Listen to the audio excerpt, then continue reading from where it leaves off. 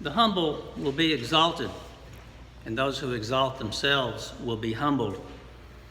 In today's gospel lesson, Jesus goes to a banquet. Jesus spent a lot of time around meals and tables with those who were accompanying him on his journey. Meals provide the central settings for several of Jesus' teachings and parables, and this passage from Luke is a case in point. Jesus is at a meal with the leader of the Pharisees. It wasn't uncommon for Pharisees to invite a public figure to dinner, and Jesus was just such a figure. At the same time, however, Pharisees often complained about the low reputation of those that Jesus chose to eat with. Jesus chose to eat with those who were excluded, those who were not honored by other people. Jesus chose to eat at this dinner at the home of a Pharisee, and it was a perfect opportunity for Jesus to comment about that, and so he does. So there he tells a parable about a banquet, a wedding banquet. There were also certain expectations related to these feasts that took place mostly in the homes of Pharisees in that day. The seats of honor were reserved for people who chose to be honored and those who the Pharisees chose to honor. So this would secure for those who were honored a seat in the system of power that existed in that day and age around Jerusalem and the temple and those places where Jesus traveled. This securing this spot in the system is something that was very important culturally for these people. It was a way to achieve rank within the community. Jesus suggests that his fellow guests should choose the lowest place when they attend a feast so that they might be invited up to a higher place in the hierarchy. But Jesus' parable isn't just a lesson in proper manners. It's really more than that. It's an invitation from God to receive a genuine blessing. But the blessing doesn't come in the way his fellow guests expected. The blessing does not come by obtaining the place of honor at the table, because that is not participating in God's mercy and God's love. The blessing, Jesus says, will come by hosting the people who aren't normally even invited to the table. In Jesus' time, those people were the poor, the crippled, the lame, the blind, the ones who were on the margins of society and were used to being on the margins of society and never really expected to be invited to any kind of a feast in that day and time. In today's culture, whom would Jesus tell us to invite to the head of the table? Would it be the person suffering from addiction? Would it be the person with mental health issues? Would it be the homeless person on the street desiring something other than feeling invisible in his own environment? Jesus tells us there's really no reward now. But if you invite these people now, it is your own investment in your future, your ultimate future. He calls his dinner companions and tells them that they will receive a blessing from God if they simply reinvent what it means to invite others to the table. Jesus' parable invites them and us to take a hard look at how we treat others around us from whom we can expect no monetary reward or dividend. When we extend radical hospitality and kindness, God blesses us both now and in the future. In effect, Jesus was telling those at the table with him that radical hospitality was an expression of righteous living, which Jesus called us to do. It wasn't just a message for the Pharisees, of course, it's also a message for us. When we live as a blessing to our own communities, we do know that it draws us into relationship with people who Jesus said have an important place in God's kingdom. In so doing, we begin to live into God's desire for this world, which is for us to love our neighbors as ourselves. Who knows what we will experience when we reach past the walls that normally divide all of us, and when we make the effort to be a blessing to others. We can choose to live radically when we see a need that needs to be met in the community. We then become a blessing to others in that process. This is a good time to consider how and to whom God is calling us to extend banquet invitations for which we can expect nothing in return. Nothing, that is, except a place alongside God in the kingdom. This is what Jesus warns us about this week. The proud are headed for a fall. Whether it's a momentary embarrassment over seating arrangements or a lifetime wasted feeding an insatiable ego, pride starts as an attitude, a self-absorbed perspective. Then it can morph itself in increasingly selfish behaviors until we are ultimately consumed by a sense of our own entitlement.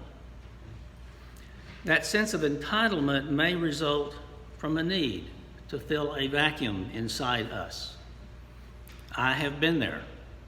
I have lived in that vacuum, and I never want to go back. Jesus is telling us here and now in this lesson how to fill that vacuum. It's a vacuum that can destroy our souls, and Jesus knows that. That's why he's telling this parable. It is a vacuum that God can fill if we only will listen. In this episode from the Gospel of Luke, when Jesus is invited to a dinner party hosted by a religious leader, it appears that although he is no stranger to them, they are still trying to figure out who he is and what he's all about, which is why they are watching him, as the lesson says, so very closely. And guess what? Jesus does not disappoint. There's a reason that they're watching him, and the reason that he's using this occasion to tell a parable. Then Jesus sits down at the table and immediately chastises everyone for their focus on honor and status. When you throw a party, he tells them, don't just invite your friends and your relatives and rich people. Invite the poor, the blind, and the crippled, people you don't know, people you normally would avoid or look the other way to keep from seeing. Those people who cannot ever return the favor of an invitation. With these words, Jesus offers a radical critique of the social and political practices of that time. This was especially a critique about meal practices. Who you invited and who got to sit where was a big deal. And these details dictated the guest list and the places where people sat. Which is why this story Jesus tells us is still relevant today. In it, Jesus suggests a radical restructuring of the political and social order by calling us to do more than just exchange favors with each other and with those who can offer us something of equal or greater value. Jesus tells us to reach out to those who have been pushed to the side, who have been pushed to the margins, those we think could never return the favor to us. When we do this, Jesus suggests we imitate God, who in every moment extends the benefit of totally undeserved mercy and love to every single one of us. So Jesus calls us to reach beyond our circles, not just for the sake of others, but for the sake of ourselves as well. For it is not just receiving grace that transforms us. True transformation happens when we extend grace with no expectation of anything in return. Tables are not just the place where we gather with the people we love and give thanks to God with. Tables are where we get to practice receiving and giving God's grace. God has invited us to be a part of an incredible banquet, which is really a metaphor for God's community, the place where all of God's people come together. And Jesus calls us to do more than just show up and give thanks for the invitation. He calls us to live our gratitude to God by reaching out to those perhaps totally unlike us and sharing the good news that they are invited into this community as well. Maybe, as Jesus suggests, the people we need to reach out to are the poor, the crippled, the blind, and the lame, and those who are often ignored and overlooked. In our time, that might be a person of a different color from us who was profiled and wrongly imprisoned, or the person of a different religion who is looked upon with suspicion or prejudice. Maybe in some cases we hear so much about these days, we need to reach out to those who fear becoming the victim of a murderous and violent, raging mass shooter. Maybe we need to reach out to the parents of those like the 17-month-old whose body was riddled with shrapnel yesterday in Odessa, Texas. It might even mean offering grace and forgiveness to someone in our life who we think doesn't deserve it. And by the way, who we think would not even do the same for us.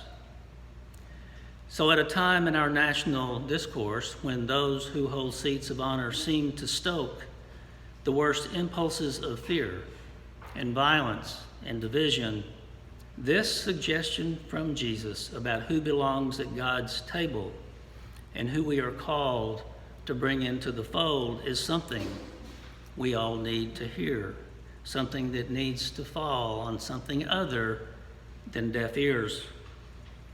According to Jesus, there is always more room at God's table, and no one, not one person, is to be left out of this feast.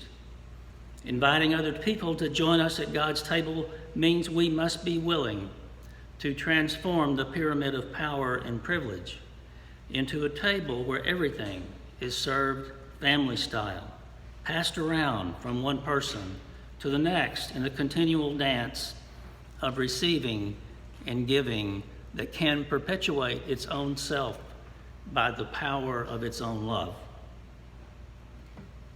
So in today's time, and in reality, what Jesus is telling us, that this is a call for a practice of an all-embracing and unconditional love for all people, in contrast to the self-defeating path of hatred and retaliation which seems so prevalent today.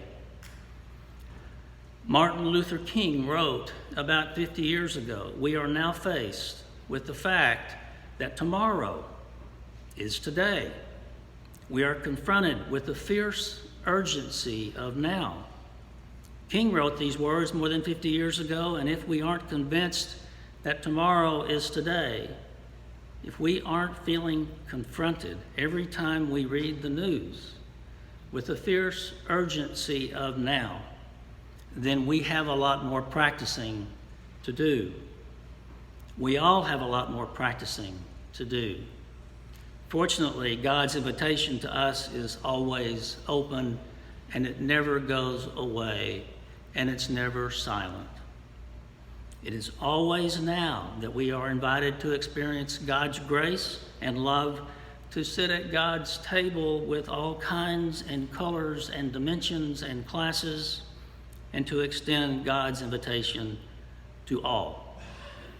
So as we come here today to stand or kneel at this altar, let us give thanks for the fact of our own inclusion here, because each of us knows that there are times when we have been or could have been excluded, or at least we did feel or could have felt excluded.